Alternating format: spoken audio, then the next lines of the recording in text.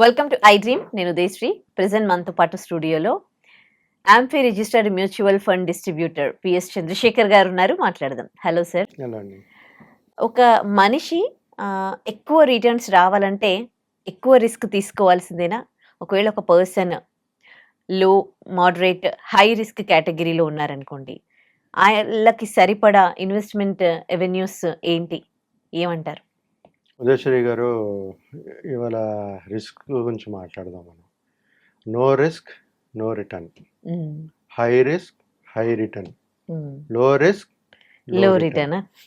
Medium risk, medium medium returns. return. So risk is always interlinked with returns.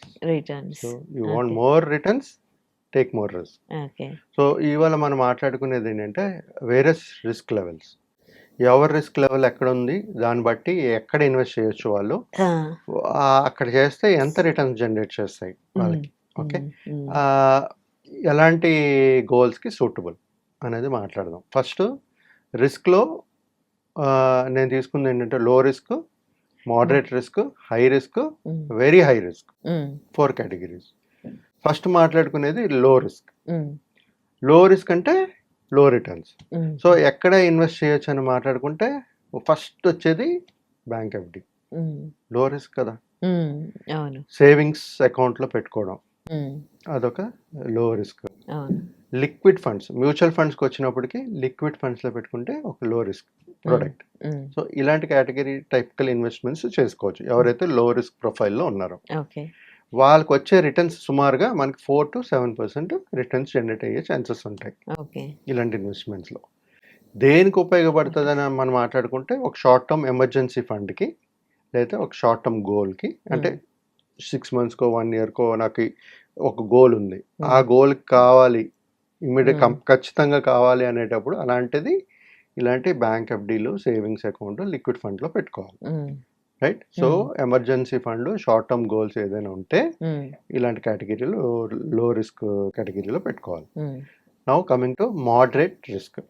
Moderate రిస్క్లో మనం type of investments కానీ మాట్లాడుకుంటే debt funds, hybrid funds. Debt funds, hybrid funds. ఇక్కడ మనకి ఒక 7 to 10% returns వచ్చే chances ఉంటాయి. Okay. ఇక్కడ మన ఇలాంటి ఫండ్స్లో పెట్టుకునేటప్పుడు వాళ్ళకి కావాల్సిన time horizon 3 to 5 years goal ఉండాలి. అంటే ఒక 3 to 5 years గోల్ ఏదైతే ఉందో, ఫర్ ఎగ్జాంపుల్ వాళ్ళ గోల్ 3 yearsకో లేకపోతే 5 yearsకో ఉంది, అలాంటి గోల్స్ని ఈ కేటగిరీలో మోడరేట్ రిస్క్ కేటగిరీలో డెట్ ఫండ్ కానీ హైబ్రిడ్ కేటగిరీలో కానీ పెట్టుకుంటూ వెళ్ళాలి. Okay. Coming to high risk. High risk level.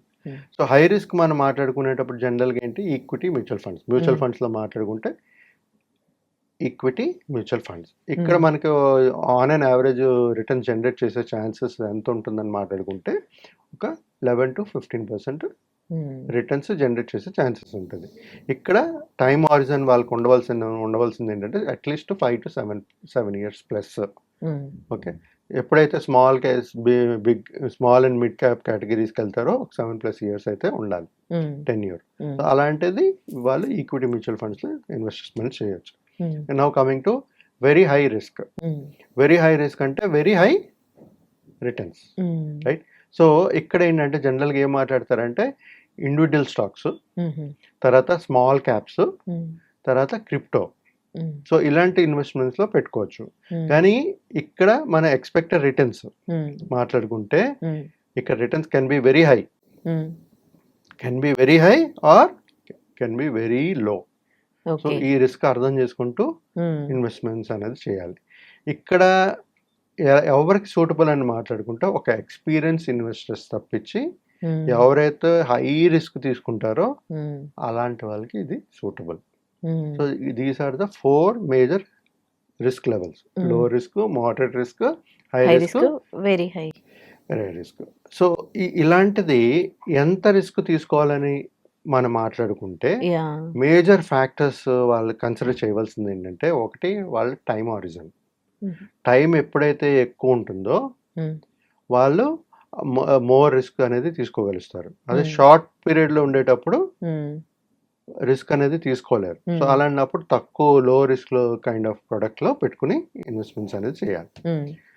Next financial goals చాలా క్లియర్గా ఉండాలి. ఉమ్, లైక్ ఎడ్యుకేషన్ కానీ, బయింగ్ హోమ్ కానీ. ఉమ్, సో ఇలాంటి ఏదైనా ఉంటే డిఫరెంట్ లెవెల్స్ ఆఫ్ రిస్క్, వాళ్ళ రిస్క్ అప్టైట్ బట్టి మనం ప్లానింగ్ అనేది చేసుకుంటూ వెళ్ళాలి. ఉమ్, మూడోది ఎమర్జెన్సీ ఫండ్. మీకు ఉమ్, ఒకవేళ ఉద్యోగం లేకపోతే మీ మంత్లీ ఎక్స్పెన్సెస్ గడవాలి. ఉమ్, సో దానికి ఒక 6 to 12 months ఉమ్, ఒక బ్యాకప్ ఎమర్జెన్సీ ఫండ్ అనేది క్రియేట్ చేసుకుని పెట్టుకోవాలి. ఉమ్, వాళ్ళ మంత్లీ ఎక్స్పెన్సెస్ ఎంత ఉంటుందో అది చేసుకోవాలి.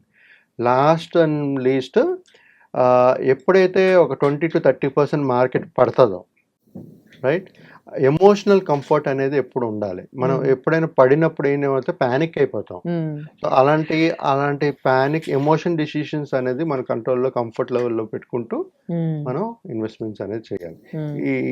ఇలాంటి రిస్క్లన్నీ అర్థం చేసుకుంటూ ఒక వెల్ ప్లాన్డ్గా మనం ఇన్వెస్ట్మెంట్ చేస్తే మనం ఒక మంచి రిటర్న్స్, వెల్త్ అనేది క్రియేట్ చేయగలుగుతాం madam. Right. Thank you sir. Thank you.